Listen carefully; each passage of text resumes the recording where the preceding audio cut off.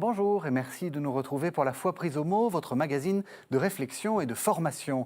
Cette semaine, je vous propose une émission qui m'a été suggérée par la question d'un de nos auditeurs, surpris d'entendre que l'on ne devait pas avoir la même dévotion pour Marie que pour Dieu, puisqu'on adore Dieu et qu'on vénère Marie.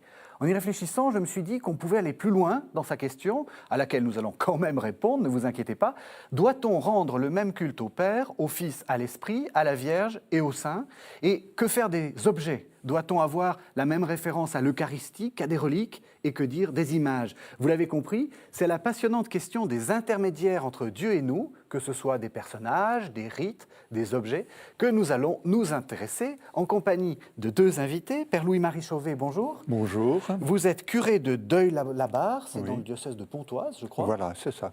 Vous êtes professeur émérite à l'Institut catholique de Paris. Vous enseignez la théologie de la liturgie et des sacrements. Et Voilà. vous vous intéressez à la question du corps dans les à cause, sacrements. justement de l'objet. Les sacrements, la liturgie, ça passe par le corps. Voilà. Frédéric Boulet, bonjour. Bonjour. Vous êtes professeur à l'Université catholique de l'Ouest, à Angers, et vous êtes professeur en fait de théologie dogmatique et sacramentaire. Donc vous aussi, vous vous occupez du sacrement. Tout à fait. Oui. Voilà. Alors, la première question, je l'ai annoncée, puisque dans le lancement que j'ai fait, j'ai parlé de la question de ce téléspectateur.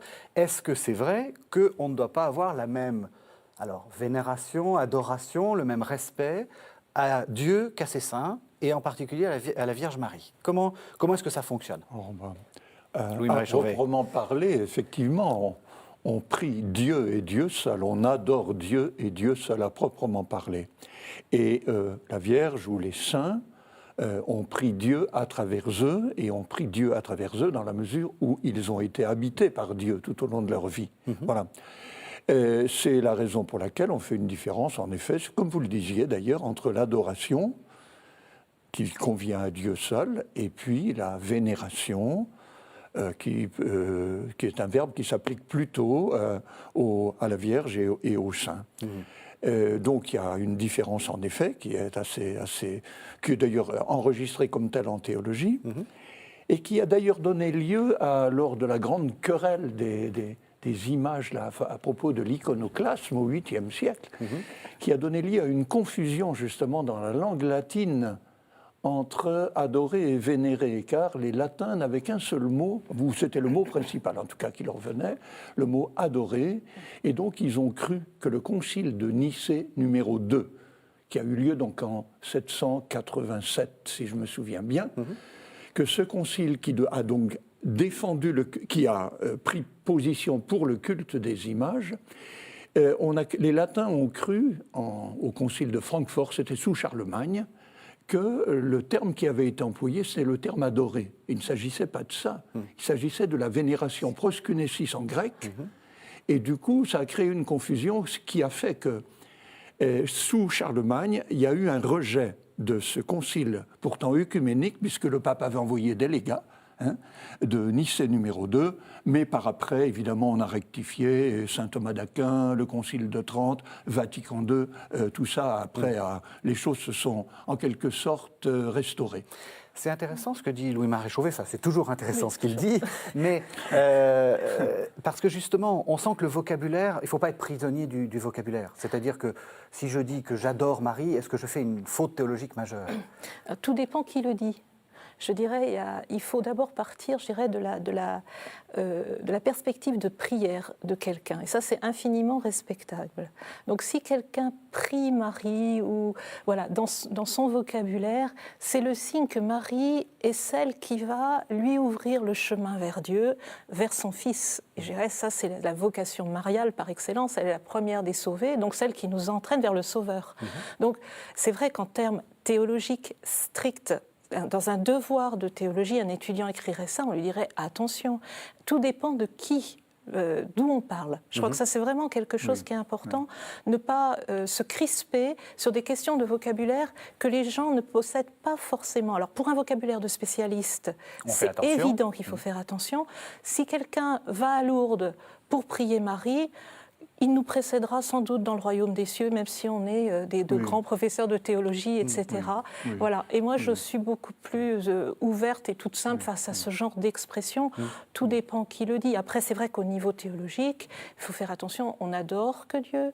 Et effectivement, Marie est celle qui va nous entraîner. D'ailleurs, quand on regarde le « Je vous salue Marie », c'est prier pour nous, pauvres pécheurs. On lui demande de prier pour nous. Donc cette prière très populaire, elle montre bien qu'on demande à Marie de prier pour nous. Elle est celle qui nous entraîne vers son Fils, vers le Sauveur. Oui. Mais justement, dans le « Je vous salue Marie », c'est très intéressant parce que vous avez à la fois l'adresse à Marie, « Je vous salue Marie », qui est une forme de prière à Marie, puis après il y a « Prier pour nous ». On a exactement ça. Mais je suis tout à fait d'accord. Hein. Il ne faut pas se crisper sur l'évolution des mots. Les gens, effectivement, ont un usage d'un certain nombre de termes qui, du point de vue théologique, ne sont pas strictement au point, si vous voulez. Mais là, il en va. C'est comme quand on dit quel est le prêtre qui a célébré la messe. En fait, c'est pas le prêtre, c'est l'assemblée qui célèbre. C'est le nous commun. Dans la liturgie, tout est en nous. Hein, et le nous, c'est première personne du pluriel, c'est un collectif. Donc c'est ce nous qui célèbre. Le prêtre préside. Maintenant que des gens disent c'est le père X ou Y qui a célébré la messe, personne ne va s'en offusquer, on ne va pas lui faire de remontrance pour autant. Voilà. Alors, justement, est-ce que je continue dans mes questions naïves, qui sont aussi des questions que je reçois dans le courrier. Est-ce qu'il faut faire des différences entre les personnes de la Trinité au niveau justement de cette adoration? On a l'impression qu'il y a une sorte de gradation. Et c'est une lettre là qui me vient à l'esprit. Le Père, le Fils, l'Esprit, Marie, les saints. Donc en gros, voilà, si je prie un saint, je suis tout en bout de la chaîne. Par contre, si je prie Dieu, c'est beaucoup mieux. Alors, je dirais d'abord, au sein même de la Trinité, on a un repère. Le repère, c'est la prière liturgique. Et la prière liturgique, depuis les origines, elle est toujours adressée au Père, par le Fils, dans l'esprit. Et d'ailleurs, toute la prière eucharistique se termine par la grande doxologie qui est adressée au Père, par lui, avec lui et en lui. Donc on est vraiment adressé au Père, par le Fils qui est le médiateur qui nous entraîne vers le Père, puisqu'il est pleinement homme et pleinement Dieu. Donc c'est lui qui va prendre en charge notre humanité pour la faire passer en Dieu. Donc c'est vraiment son rôle premier. Et l'Esprit, qui est l'Esprit d'amour qui lie les deux et qui va nous habiter pour susciter en nous le désir de Dieu. Donc on est pris finalement dans une dynamique trinitaire et les trois ont leur place. Mais la liturgie nous dit depuis les origines, et je crois que ça c'est vraiment un repère, que l'on prie toujours le Père par le Fils dans l'Esprit. Voilà. Il y a quelques exceptions, mais c'est tout à fait la règle. Mais l'exception confirme la règle. Étienne, par exemple, en Actes chapitre 7, voilà, Seigneur Jésus, reçois mon esprit. C'est donc le point de départ d'une possible prière au Seigneur Jésus. Et au Saint Augustin, quand il parle des psaumes, il parle du Christ auquel nous prions comme à notre Dieu, ou par lequel nous prions comme à notre grand prêtre. Voilà, donc les deux sont possibles. Quant à l'Esprit Saint, il y a aussi des prières, mais elles sont rares, mais elles sont plutôt du Moyen-Âge. Le Veni Sancte Spiritus, magnifique d'ailleurs, de la Pentecôte, est une prière à l'Esprit Saint, mais c'est vrai que chez les pères de l'Église, on ne peut pas voir de prière à l'Esprit Saint comme ça. Mais si on le fait, c'est tout à fait légitime. Mais étant entendu que la règle, c'est celle de la liturgie, lex orandi, lex credendi, c'est-à-dire l'Église croit comme elle prie. Comme elle prie dans la liturgie, c'est très important. Donc, du coup, la liturgie n'est pas une espèce de déduction d'une théologie a priori, c'est l'inverse. C'est la théologie qui se déduit des pratiques liturgiques, et en l'occurrence, là, par exemple, l'égalité du Père, du Fils et du Saint-Esprit a été déduite par saint Basile à la fin du IVe siècle, dans son fameux traité du Saint-Esprit, à partir de ce qu'on appelait la doxologie, la louange liturgique, où on disait dans son église, à lui, en Cappadoce, à la fin du IVe siècle, « Gloire au Père avec le Fils, avec l'Esprit ». Donc pour lui, c'était cette pratique liturgique du peuple de Dieu, qui était sans doute immémoriale pour lui, cette pratique liturgique était l'expression même de l'égalité des trois personnes. On peut donc s'adresser à chacune d'elles, mais il y a une sorte de hiérarchie première quand même. L'origine, le Père par le Fils dans l'Esprit. Et alors donc, avec Marie et les saints, vous avez dit, il faut penser quoi? Une sorte de compagnonnage? Il faut s'imaginer avec le saint un petit peu devant nous ou à côté, qui prie avec nous? Alors, la Trinité? Même chose, je vais me référer à la liturgie à nouveau. Oui, mais c'est bien. La litanie des saints. Oui. Quand on prie la litanie des saints, on a souvent, pour faire participer l'Assemblée, si c'est en latin, c'est ora pro nobis, Priez pour nous. Voilà, priez pour nous. Donc on demande de prier pour nous. Et je crois que là aussi, c'est tout à fait juste, c'est-à-dire, Marie a un rôle très particulier. Elle est Immaculée Conception, elle est la première des sauvées, mais elle est mère de Dieu, et ça a été bien défini par le Concile d'Éphèse. Mais je crois qu'il faut la regarder comme celle qui nous montre la personne qui a laissé pleinement la grâce agir en elle. Quand on prie le Je vous salue Marie, c'est pleine de grâce. Et en grec, c'est kekaritomene, c'est-à-dire celle qui a laissé la grâce agir en elle. Et c'est un modèle. C'est le modèle par excellence. C'est-à-dire que si nous étions complètement ouverts à l'esprit, ouverts au travail de la grâce, nous sommes appelés à devenir, je dirais, à vivre de la même sainteté. Et je crois que Marie, au plus haut point, les saints sont des humains, des hommes, des femmes, qui ont cherché Dieu, qui se sont laissés mener par l'Esprit, qui sont venus, qui ont vraiment répondu à leur vocation de temple de l'Esprit, qui est notre vocation depuis notre baptême. Et donc, qui ont vraiment accompli leur baptême, et ils peuvent nous guider vers Dieu. Et c'est dans ce sens-là qu'on leur dit, mais vous qui avez su trouver le chemin de Dieu, priez pour nous. Oui, c'est ça. On ne prie pas pour les saints, on prie par eux. C'est la grande différence, évidemment. Et puis du point de vue aussi, on a un mot théologique un peu barbare, il faut bien le reconnaître. Chez les théologiens du Moyen-Âge, saint Thomas et les autres, pour distinguer Marie et les saints. Donc envers Dieu, c'est un culte de latrie, disons. Pour les saints, c'est la dulie. Et alors Marie, parce qu'elle est mère de Dieu, donc on la met à un cran supérieur, mais qui n'est pas, au 4e degré sous le Père, le Fils et le Saint-Esprit. C'est autre chose. C'est autre chose. Dieu, c'est Dieu. Alors Marie, en tant que mère de Dieu, selon le beau titre d'Éphèse qu'on a rappelé tout à l'heure, donc fait l'objet de ce qu'on appelait au Moyen-Âge un culte d'hyperdulie. Voilà. Il faut être très savant pour inventer ça. Mais alors, ça dit bien les choses. Voilà. Je vous propose qu'on fasse une première pause, après qu'on ait un peu vu ces différences de vénération, pour qu'on rentre dans ce que c'est que la vénération et l'adoration. Et je vous propose de faire une première pause. C'est un texte très intéressant de saint Thomas d'Aquin. C'est dans la Somme théologique, c'est dans la partie Secunda Secundae, c'est-à-dire 2,5. C'est la question 85, et Thomas se pose la question de ce que c'est que justement l'adoration. Et donc on écoute saint Thomas d'Aquin. Même l'adoration corporelle s'accomplit en esprit quand elle naît de la dévotion spirituelle et s'ordonne à la promouvoir. La prière est sans doute dans l'esprit à titre primordial, mais elle s'exprime secondairement par des paroles. Nous l'avons dit plus haut. De même, l'adoration consiste principalement en la révérence intérieure envers Dieu et secondairement en signe corporel d'humilité. Ainsi, en fléchissant le genou, nous exprimons notre faiblesse devant Dieu. Prosternés, nous protestons que nous ne sommes rien nous-mêmes. Nous ne pouvons pas atteindre Dieu par les sens, mais les signes sensibles provoquent notre âme à se porter vers lui.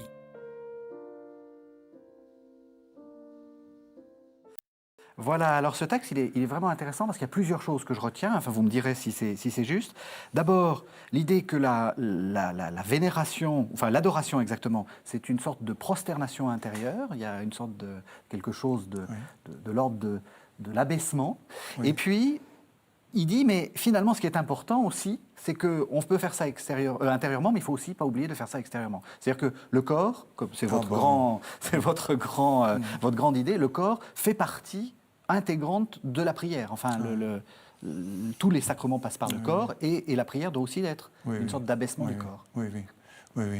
Ben oui, il n'y a pas d'intériorité pure, quoi. Oui. Ça n'existe que à travers le corps, d'une manière ou d'une autre. On sait très bien, du point de vue anthropologique, par exemple, aujourd'hui, que pour qu'un petit bébé devienne un adulte qui tienne la route, qui soit capable d'assumer sa vie, il faut que dès la petite enfance, et même dès le ventre de sa mère, finalement, il y a déjà un rapport qui existe entre elle et lui. Et à plus forte raison quand il est né, qu'on a coupé le cordon ombilical, etc. Donc il va se tenir à distance, l'ombilic suturé, hein, et donc, du coup, il ne reviendra plus dans le ventre de maman. Mais comment va-t-il pouvoir grandir alors qu'il était à l'intérieur? Seulement à travers des gestes, des caresses, des adresses, le corps, les regards, les sourires. Et en ce sens-là, c'est-à-dire que le plus hautement spirituel de ce qui va se construire en lui, comme de ce qui s'est construit en chacun de nous, passe nécessairement à travers des relations qui sont de l'ordre du corps. Qui sont de l'ordre des regards, des sourires, des paroles dites, des services rendus, des coups de main, que sais-je encore. Hein. Tout passe par le corps. Alors, en ce sens-là, nous habitons aujourd'hui un monde, si vous voulez, où, comme on disait, le dualisme grec de l'âme et du corps est perçu autrement. Oui. Hein. Et où nous comprenons mieux que plutôt que de parler d'un être humain qui serait âme et corps, on parle plutôt d'un être humain qui est corps animé, hein, corps parlant, corps signifiant, enfin il y a mais corps nécessairement, étant entendu que le corps n'est pas une chose, c'est le fameux corps mien, comme dirait le philosophe Paul Ricoeur, hein, qui est autre chose que l'organisme dont on nous parle pour les sportifs, etc., etc. Alors ce corps mien, il est aussi organisme, mais le corps mien est bien plus large que le simple organisme. Et du coup, c'est comme ça qu'on symbolise et qu'on arrive à se construire dans ce qu'il y a de plus hautement spirituel.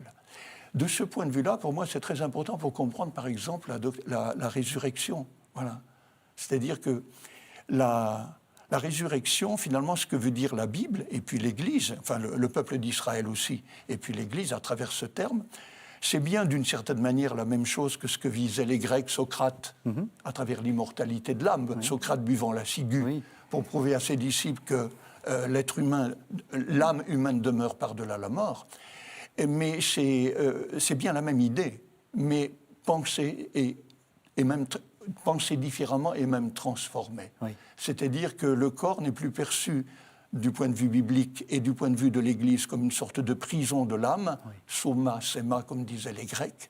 Le corps va être la médiation, le milieu qui va permettre au plus spirituel de ce que nous sommes de pouvoir grandir.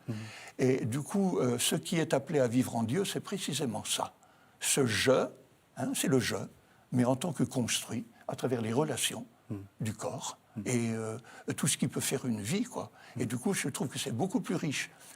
Même si le terme paraît un peu désuet à beaucoup de contemporains, je le comprends parce que beaucoup se représentent la résurrection de manière tellement matérielle qu'en effet, ce n'est pas croyable. Hein, si c'est simplement les os qui se raboutent et la chair et la peau qui repoussent, évidemment, c'est-à-dire Ézéchiel, chapitre 37, prise au pied de la lettre, évidemment, ça ne va pas.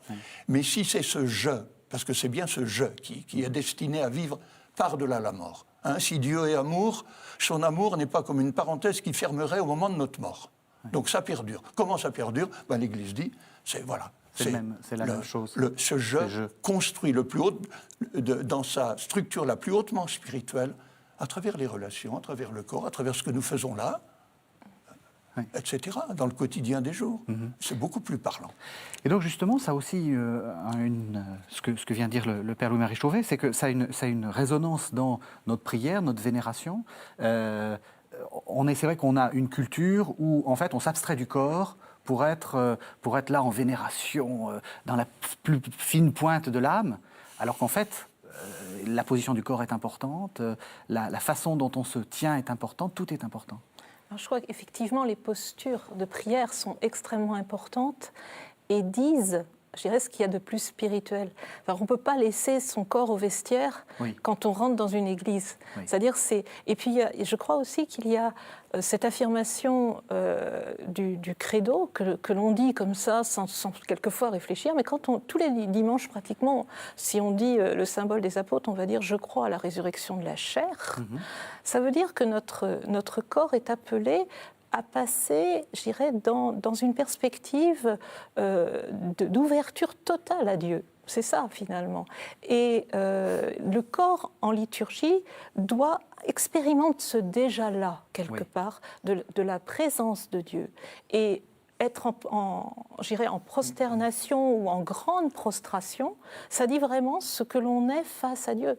Et donc le corps participe tout à fait, et une attitude d'adoration, une attitude de prostration a tout à fait sa place. Et à ce moment-là, le corps est pour Dieu et dit tout ce que l'être a envie de dire à Dieu. J'aime bien dire qu'on passe, avec un gros mot un gros mot théologique, je dis, on passe en perspective eschatologique. Ah oui, c'est un C'est-à-dire, gros mot, là. on est déjà comme si on était dans le royaume. Voilà, on est totalement donné, on chante la louange de Dieu, on ne peut plus dire autre chose que la louange de Dieu, on est dans une attitude d'adoration, comme si on était déjà, je dirais, dans la vision de Dieu, et en fait, on le signifie en disant qu'on est en attente de cette vision. Et donc, le corps le dit autant que l'esprit. Oui, oui. Il me semble que la redécouverte de la tradition biblique jointe à la philosophie contemporaine, la phénoménologie notamment, nous aide à comprendre les choses beaucoup mieux. Hein. Celui qui a sans doute, pour moi, écrit les plus belles pages sur ça, c'est Michel de Certeau, au début de son livre « La faiblesse de croire ». Voilà, donc c'est un Il jésuite a qui est mort quelques dans les pages années magnifiques 80. intitulées « L'homme en prière, cet arbre de geste », où il dit « mais le geste ne vient pas seulement accompagner la prière, le geste est prière. La prière est une succession de gestes. On dispose des objets, on se met... » Et c'est vrai que chacun d'entre nous fait cette expérience-là. Le simple fait d'être assis dans un fond d'église ou dans une petite chapelle, dans l'espèce de sidération d'une présence, mais c'est la prière. La prière, elle est là. C'est mon corps qui prie. Quand je fais l'encensement des personnes qui sont décédées, eh ben je demande que cet encens que l'on fait monter là, par respect pour la personne qui a été créée à l'image de Dieu, qui a été configurée au Christ par la foi et le baptême, qui est devenu temple de l'Esprit Saint, c'est quand même pas rien, et bien que cet encens soit notre prière et qu'il monte. Voilà. Mais moi, je crois. Et il n'y a aucune superstition. Là-dedans, c'est l'inverse. Oui. C'est toujours la même chose en liturgie. Nous n'avons pas besoin d'un troisième concile Vatican pour nous donner encore de nouvelles prières. Le problème, c'est de bien habiter les rites qui nous sont proposés par le Concile Vatican II. Quand je fais une démarche de procession, chaque pas est un pas vers le Dieu riche en miséricorde qui vient vers moi. Si j'habite spirituellement que je n'ai pas là, je suis dans la prière. C'est clair. Et quand j'aime beaucoup les gestes, beaucoup de gens lèvent les mains comme ça pendant le Notre Père, je trouve ça que c'est très beau. Oui. Ou même les prêtres pour la doxologie, la par lui, avec lui, en lui, quand y a ceux qui concélèbrent, j'en vois aussi, comme moi d'ailleurs, qui spontanément lèvent les mains, et c'est très bien. Oui. Ou alors quand on voit la forêt de bras qui se lève, car c'est à toi qu'appartiennent le règne, la puissance et la gloire. Voilà, le corps est prière, s'incliner en disant le je confesse, s'incliner tous devant la croix, mais c'est la prière. Oui. Bien sûr, ça peut être routinier, évidemment, tout peut être perverti, tout. Mais, comment dirais-je, pour moi, m'incliner en disant je confesse à Dieu, c'est pas simplement faire un geste ou une posture du corps qui accompagne la prière, c'est ma prière. Voilà. Je vous entends, Frédéric Poulet, dire oui. Vous êtes d'accord ? Tout à fait, oui. Parce que je pense que le corps doit retrouver sa place vraiment dans la prière. On a peut-être été trop à intellectualiser la prière, et je crois surtout en Occident, c'est moins vrai ailleurs, mais en Occident, on a eu beaucoup tendance à vouloir intellectualiser et à comprendre ce qu'on disait, etc. Alors que je crois qu'il faut savoir être pauvre aussi dans la prière. C'est-à-dire que des fois on peut être fatigué, on est là, nos lèvres parlent, voilà, et c'est une prière. Le corps est là, il est présent. On n'est pas forcément toujours pleinement attentif à tout, des choses nous échappent, etc. C'est une façon d'être pauvre aussi et de dire c'est au cœur de cette pauvreté que Dieu m'attend. Et c'est au cœur de cette pauvreté que je peux prier pour le monde. La prière n'est pas une spécialité, je dirais, réservée à une élite. Elle est inscrite au cœur de toute personne. Et il faut savoir, je dirais, pauvrement, avec son corps, signifier la présence à Dieu. C'est-à-dire se rendre présent à Dieu, être là pour Dieu. Et je crois que c'est d'abord le corps, parce que la meilleure façon d'être là, c'est d'être présent, mais physiquement. C'est intéressant ce que vous dites, parce que souvent les gens disent ah, j'ai mal prié, j'étais, comme vous dites, fatigué, puis tout d'un coup, l'esprit est parti. Et donc, comme si ce n'était pas une prière. Vous vous dites, le fait d'être déjà près d'un autel, à genoux ou assis, c'est déjà une prière. Oui, et je crois que c'est toujours se rappeler que c'est l'esprit qui prie en nous. On est peut-être trop volontariste. trop volontariste, et si on se laisse vraiment habiter par l'esprit, laissons l'esprit prier en nous. Et ça, c'est faisons place, devenons vraiment des temples de l'esprit. C'est-à-dire que nos corps soient vraiment le lieu où l'esprit peut habiter et qui va de lui-même se tourner vers le Père. Et je crois que c'est ça l'acte de prière. C'est faire place à l'esprit. Il est très important, en effet, de désintellectualiser la prière, etc. Nous sommes trop intellectuels. Dans la liturgie, il ne s'agit pas de s'apesantir pour comprendre chaque mot, ce serait épuisant. Or, la liturgie est un lieu, au contraire, de décontraction, on se laisse porter. Moi, hier, j'ai chanté un très beau Gloire à Dieu. C'était magnifique. Je n'étais pas en train de penser à ce que chaque mot veut dire. Je me suis laissé porter par le chant de tous. Et du coup, c'est ça la louange. Mais c'est ma voix, c'est mon corps, ma voix, qui priait. Et le chant, bien souvent, c'est ça. Donc nous sommes un peu victimes d'une intellectualisation qui voudrait que nous comprenions tout pour que ce soit, entre guillemets, spirituellement valable. Il faut absolument lutter contre ça et revenir à quelque chose de beaucoup plus simple. Mais habiter véritablement un chant, habiter le corps dans sa posture, dans son geste, dans ses démarches, mais c'est ça la spiritualité. Elle est là, pour moi. C'est clair, non ? Je vous propose qu'on fasse une seconde pause en entendant un texte de la bienheureuse Élisabeth de la Trinité. C'est la fameuse prière à la Trinité du 21 novembre 1904. C'est l'inverse de ce que vous avez dit. Mais justement, j'aimerais qu'après vous réagissiez à ce texte. Donc c'est la prière à la Trinité d'Élisabeth de la Trinité. Ô mon Dieu, Trinité que j'adore, aidez-moi à m'oublier entièrement pour m'établir en vous, immobile et paisible, comme si déjà mon âme était dans l'éternité. Que rien ne puisse troubler ma paix, ni me faire sortir de vous, ô mon immuable, mais que chaque minute m'emporte plus loin dans la profondeur de votre mystère. Pacifiez mon âme, faites-en votre ciel, votre demeure aimée et le lieu de votre repos.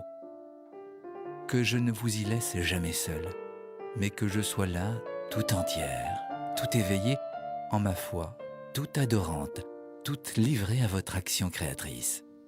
Ô mes trois, mon tout, ma béatitude. Solitude infinie, immensité où je me perds, je me livre à vous comme une proie.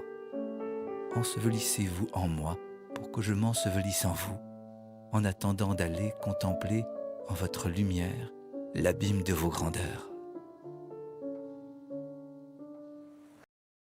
Alors, comment est-ce que vous lisez cette prière ? Comment vous entendez cette prière ? Est-ce que c'est un modèle pour un modèle sur lequel se conformer pour faire une prière ? Parce qu'on sent bien qu'on est dans une dimension assez mystique là. C'est le moins qu'on puisse dire, et c'est très beau, c'est vraiment magnifique. Mais ça répond à une vocation particulière, une vocation mystique. Donc, que des éléments comme cela aient leur place dans la prière personnelle, dans la liturgie même, mais c'est rare. Oui. Encore que Ave Verum Corpus Natum de Maria Virginie, c'est très contemplatif. D'accord. Que c'est place aussi dans la prière personnelle, pourquoi pas. Simplement, c'est pas comme ça que l'Église prie dans la liturgie. Elle prie d'abord en nous et pas en je. Donc ça, c'est de l'ordre de la prière personnelle. Ce qui parfois me gêne un peu aujourd'hui, on pourrait avoir tendance parfois à vouloir faire dire ou faire chanter ensemble, dans une liturgie, des chants dont les paroles sont celles-là ou de ce type-là. Donc des chants qui sont des chants venus d'une forte expérience mystique. Là, je suis un peu gêné, parce que j'ai l'impression qu'on est en train d'imposer un modèle d'une intensité extrêmement forte à des personnes qui sont, comme moi d'ailleurs, bien souvent, à milieu de ce type d'expérience. Et donc, je me dis, est-ce qu'on n'est pas dans quelque chose qui manque de pudeur à certains égards ? Est-ce qu'il ne faut pas plutôt... Alors, qu'on fasse ce genre de proposition dans le cadre d'une retraite qu'on le spirituelle, médite, dans le cadre d'un... Oui. Voilà, pourquoi pas. Mais quand, comme je l'ai vu une fois ou l'autre dans une assemblée du dimanche, on fait chanter quelque chose comme ça à tout le monde, moi, je trouve qu'on est un peu à la limite quand même, hein, et que la liturgie doit être un lieu qui demande de la pudeur. Là, je ne suis pas sûr qu'on ne soit pas un peu en train de franchir. Voyez ? Vous êtes d'accord, Frédéric Poulet? C'est un peu limite. J'aurais peut-être une sensibilité peut-être un petit peu différente par rapport à ça.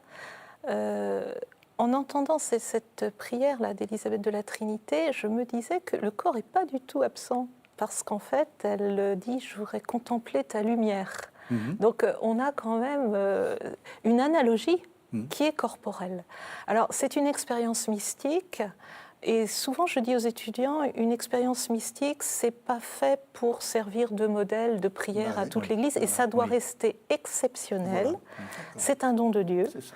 c'est exceptionnel, et c'est fait à une personne pour le bien de tous. Voilà. Et ça doit pas aller au-delà de ça, ça doit pas être le modèle de toute vie. Alors, je crois qu'il y a... à la fois, il faut toujours trouver l'équilibre, justement, entre une prière, je dirais, ecclésiale en nous, et puis une prière personnelle qui peut tout à fait connaître ses accents mystiques et qui, effectivement, doit être préservée par une pudeur. Le rite est quelque chose, le rituel en général, est quelque chose qui préserve d'une expression qui manquerait de pudeur. Le fait qu'on ait des paroles qui sont proposées, par exemple, souvent je dis par rapport au rituel du mariage, si on demandait à des gens de dire en public pourquoi ils veulent se marier, ça serait vraiment violer leur intimité de couple. Alors le rituel protège, et le rituel propose des paroles qui sont codifiées et qui aident à exprimer l'inexprimable et le personnel. Et je crois que ça, il faut vraiment faire la différence entre ce que l'on peut dire en public en préservant la personne, préservant son mystère. Voilà, j'insiste souvent sur le mystère de la personne et le mystère de sa relation à Dieu. Et puis, des lieux où ce mystère peut s'exprimer, mais je ne pense pas que Élisabeth de la Trinité, lorsqu'elle a écrit ça, l'a écrit pour que ce soit publié. Voilà.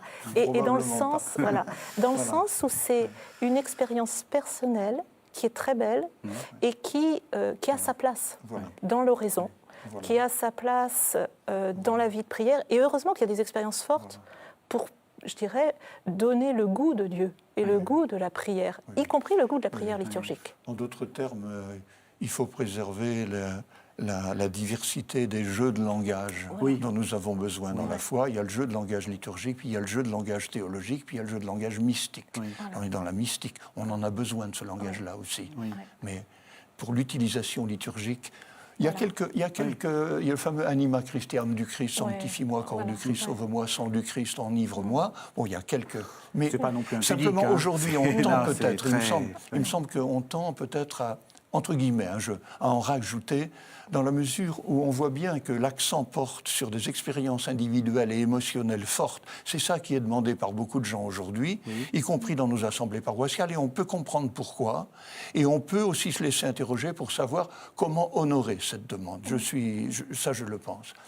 Mais il peut y avoir une accentuation telle de cette prise en direct sur Dieu avec un jeu individualiste et de la musique qui murmure, si vous voulez, dans un certain nombre de chants, qui, à mon avis, devient là aussi limite. La liturgie, c'est en nous, c'est pas simplement des murmures, si vous voulez, individuels, même si aujourd'hui la culture appelle ça. Mais ça peut être un peu dangereux. Je sais pas ce que... Mais je crois qu'il faut faut toujours garder l'aller-retour entre la liturgie et la vie d'oraison. C'est-à-dire que la vie d'oraison doit nous porter à pouvoir prier en corps ecclésial, c'est-à-dire membre du corps. J'ai un temps de prière personnelle, mais ça doit me porter vers une prière ecclésiale. Et la prière ecclésiale, elle doit renvoyer à la prière personnelle. Donc je crois que là, elles se nourrissent mutuellement.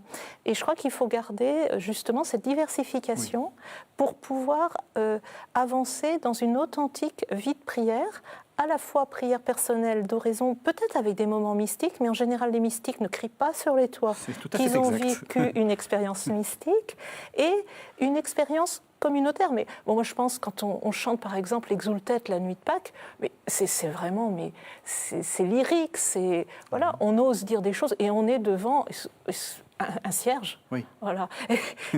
Et on se laisse aller à dire la nuit bienheureuse. Et là, c'est une prière liturgique. Oui. Et il y a de la place pour le sentiment dans la liturgie. Il y a de la place pour l'émerveillement dans la liturgie. Mais je dirais, c'est un émerveillement et un lyrisme qui est donné par l'Église. Et ça vient compléter la prière personnelle, mais la prière personnelle n'a peut-être pas à être exposée aux yeux de tous, parce que c'est aussi le secret du roi. Et je pense qu'une Élisabeth de la Trinité, elle aurait gardé ce secret du roi. Elle l'a écrit et puis on l'a repris après. Mais c'est le secret du roi. C'est dans le livre de Tobie, Voilà. cette jolie citation. Une belle expression de ce que Frédéric vient de dire, c'est les moments de silence dans la liturgie, où chacun prie personnellement, mais où on entend un silence communautaire, c'est-à-dire une prière communautaire qui s'entend. Moi, par exemple, qui ai le bonheur de présider, comme on dit, donc l'Eucharistie, la messe assez souvent, j'aime bien au début, quand on dit la première prière, l'oraison d'ouverture, qui sont souvent très sobres, j'aime bien entendre le silence de l'Assemblée. Vraiment, on entend une mouche voler. Eh bien, à ce moment-là, quand ma voix fait monter, parce que c'est la prière de tous, Oui, c'est pas votre qui prière, se dit, oui. eh ben c'est vraiment, voilà, chacun peut prier personnellement et en même temps se sentir, comme dirait saint Paul, membre du corps du Christ à plein, quoi. Hein.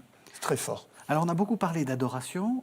Maintenant, la vénération, et en particulier la question des intermédiaires, des objets vénérables, si on peut dire.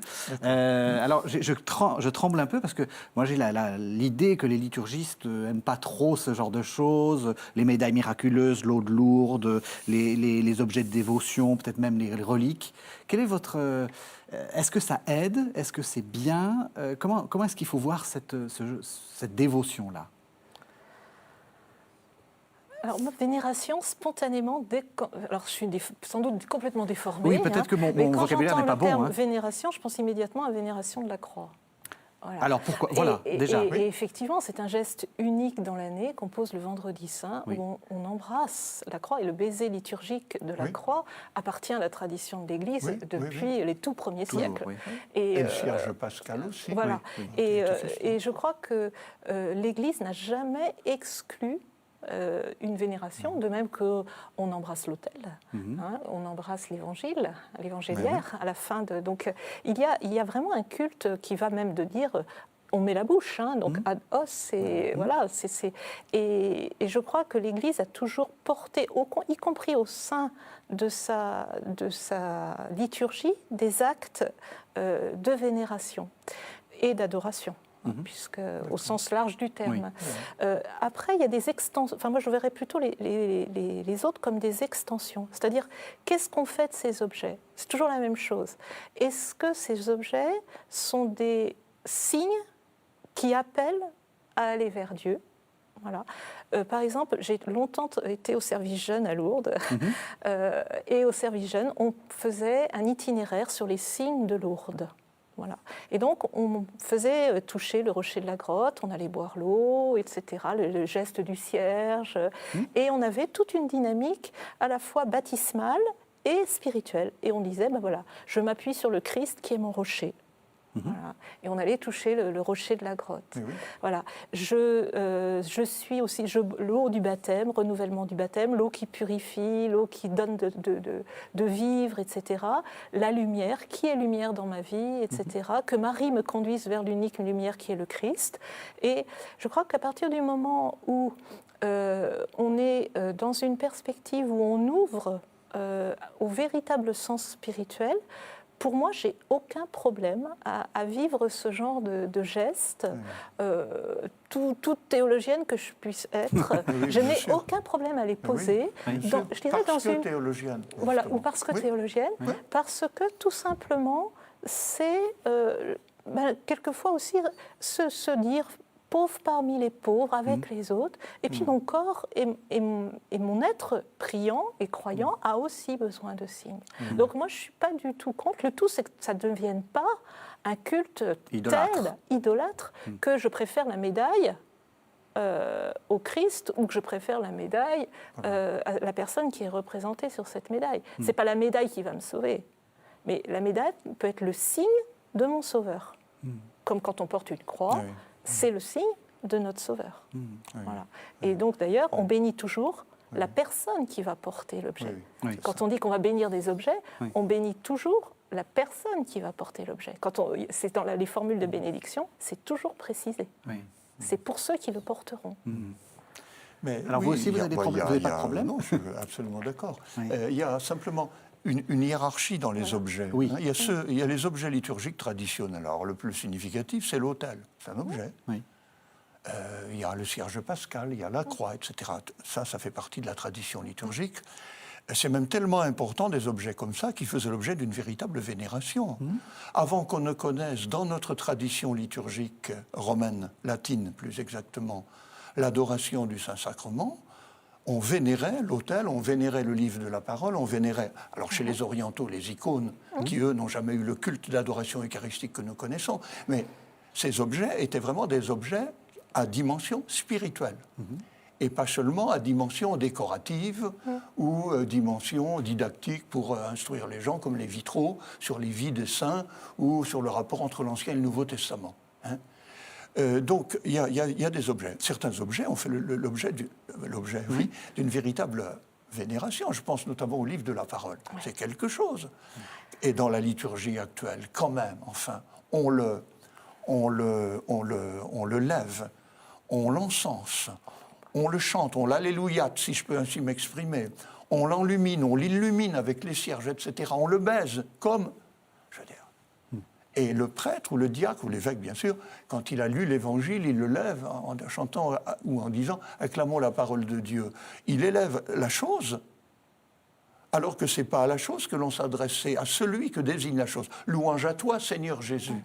Mais il élève la chose quand même, parce qu'en langage liturgique et théologique, le livre devient comme le sacrement du Christ qui nous parle.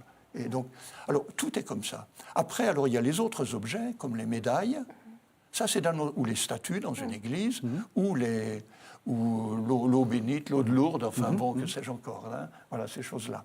Bon, alors ça, c'est d'un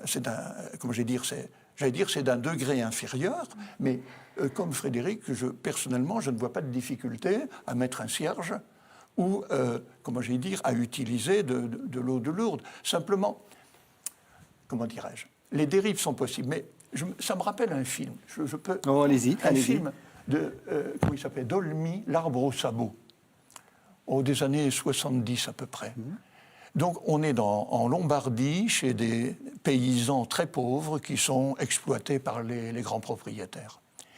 Et on a en scène une femme, une paysanne, qui est veuve et qui n'a plus qu'une vache.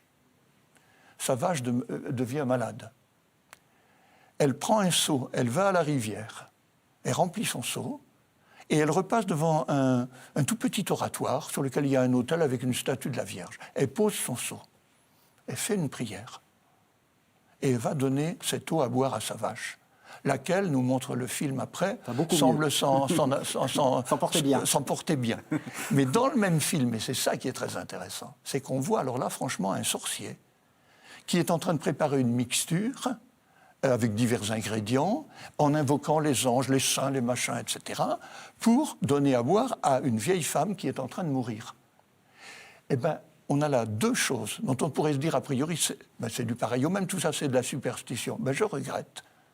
La première chose n'est pas du même ordre que la seconde. La seconde, on est dans la sorcellerie. C'est-à-dire, on ne parle à personne en vérité. Hein. On essaie de faire sortir des énergies des objets en invoquant finalement Dieu, les anges, les saints et tout le bazar, mais il n'y a pas de dialogue.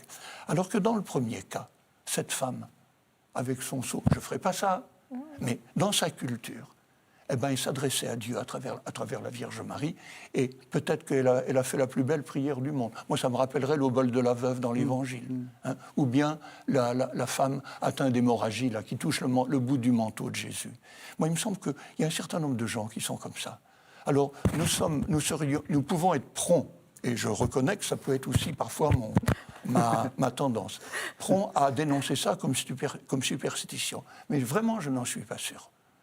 Et je veux dire, comme théologien, précisément, je comprends fort bien qu'on peut habiter des gestes qui nous paraîtraient superstitieux de manière vraiment spirituelle. Non ? Ouais. La clé, c'est, Louis-Marie Chauvet a dit, le dialogue. C'est ça, la clé? C'est que enfin, l'objet est, entre guillemets, alors d'énormes guillemets, légitime à partir du moment où ça instaure un dialogue entre Dieu et moi, Et donc, entre moi et Dieu. Il n'est pas utilisé pour lui-même. Oui. Voilà. Il est signe. Voilà. Alors, voilà, on pourrait dire signe. C'est vrai qu'au premier siècle, on avait un nombre infini de sacrements, enfin pas infini, mais un nombre beaucoup plus important de sacrements que le septénaire. Oui. Hein, et on n'avait pas on n'avait pas. Voilà. Et c'est vrai que beaucoup d'objets peuvent être signes finalement de la présence de Dieu et conduire à Dieu. Voilà. Un chapelet avec lequel on prie tous les jours, toute une vie. Bah, je dirais, quand on arrive auprès d'une personne âgée, malade, où on voit le chapelet usé, moi je suis toujours émue face à ça. C'est-à-dire, ce chapelet en lui-même, c'est un chapelet, voilà, c'est des billes de bois assemblées les unes aux autres, mais combien de prières, de relations à Dieu à travers ce chapelet. Voilà. Et alors, est-ce qu'il est vénérable, justement, ce chapelet, dans le bon sens du terme? Vous voyez ce que je veux dire? Alors là, je vais laisser le spécialiste parler. Est-ce qu'il est vénérable, ce chapelet? Parce qu'il a été... Vénérable, je dirais pas, mais on peut pas le traiter comme un objet, C'est ça, voilà. comme un simple objet profane. Voilà, on va le traiter avec respect. Avec respect. C'est tout. Je trouve que c'est bien. Mais oui, tout dépend, finalement, c'est toujours la même chose, quoi. Hein.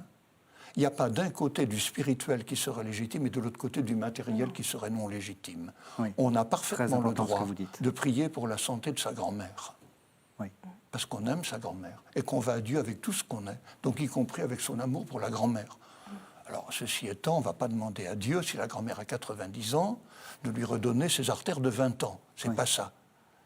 Mais on peut demander à Dieu de lui donner de l'apaisement, etc. Mais dans l'onction des malades, voilà un sacrement qui passe, donc avec l'onction sur les mains et le front, etc. Mais, comment je vais dire, quand c'est célébré, on va le faire nous dans 15 jours, quand c'est célébré dans le climat de prière qui convient, avec les gestes qui conviennent, avec la préparation qui convient. Mais il y a aussi un mieux qui se produit et qu'on voit. Alors, bien sûr. les personnes atteintes d'un cancer, ça ne les guérit pas. Ça ne les guérit pas. Hein, mais il y a aussi un mieux physique qui est en quelque sorte la résultante d'un mieux-être moral, d'un mieux-être psychique, il y a un mieux-être spirituel. Réconciliation avec Dieu, avec l'entourage dont on est dépendant, avec son corps qui est malade et qu'on a du mal à assumer. Voilà. Mais quand on peut accepter ça dans la paix, alors à ce moment-là, il y a un mieux-être. Mais au fond, tout dépend, je reviens à Saint Paul, moi c'est les fruits de l'esprit, quoi. Je prie Dieu pour ma grand-mère. Si ça ne m'aide pas à m'occuper davantage de ma grand-mère et à le lui montrer, au moins par des gestes, une petite lettre, etc., c'est pas la peine. Enfin, je veux dire, le fruit de l'esprit, c'est l'amour, la paix, la patience, etc. Donc, tout peut être habité spirituellement, en quelque sorte. Hein. Voilà. Dernière question, et ça sera pour vous, Frédéric Poulet. C'est une question justement un peu en lien avec ce qui vient d'être dit. Est-ce que la liturgie, ça sert aussi à aller mieux, à être bien? C'est pas son premier but. Son premier but, c'est quand même Dieu. C'est la relation à Dieu. Alors Dieu veut notre bonheur. Dieu nous aime. Donc, parce que nous sommes ses enfants d'adoption. Il nous a créés. Hein. La première grâce, c'est la grâce de création. Donc évidemment, si on retourne à la source de l'amour, ça ne peut que nous rendre plus humains. Donc on ne peut qu'aller mieux. Je dirais, plus on devient proche de Dieu, plus on est humain, parce que le seul vraiment humain, c'est le Christ, donc il nous montre le chemin de l'humanité accomplie. Et donc effectivement, la liturgie, c'est un lieu où on peut effectivement trouver, je dirais, pas forcément un bien-être corporel, au sens d'une expression corporelle, mais un abandon du corps à Dieu, et effectivement, je dirais, signifier la vocation profonde de notre être, c'est-à-dire être présent pour Dieu, être là pour Dieu. Et dans ce sens-là, oui, la liturgie, c'est un chemin qui nous aide à aller mieux. Mais vous voyez, pas dans le sens d'une recherche de soi-même. Les témoignages des gens, des paroissiens habituels sont multiples là-dessus.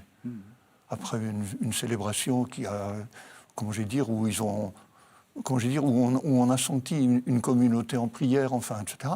Ben, les sourires, les... Oui. Oh, mais ça se voit. Oui, mais c'est bien. très fort, par exemple, dans le rite des funérailles.